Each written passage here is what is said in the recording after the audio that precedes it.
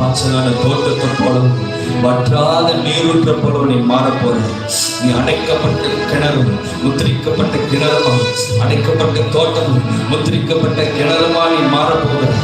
ராஜ முடியுமா கத்தரவங்களை மாற்ற போறாரு. முத்திரை மோதிரமா கத்தர் வைக்க போகிறாரு. ஓ இருள் காதல் ஜனங்களை மூடும். நித்திய வெளிச்சமா இருக்கிற கத்தர் உன் குடும்பத்தின் மேல முன்மேல உதிக்க போகிறார்.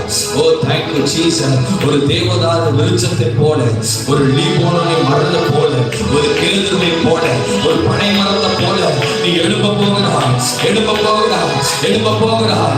கர்த்தரை ரட்சித்து உன்னை மேன்மைப்படுத்தக்கூடிய நாட்கள் வருகிறது.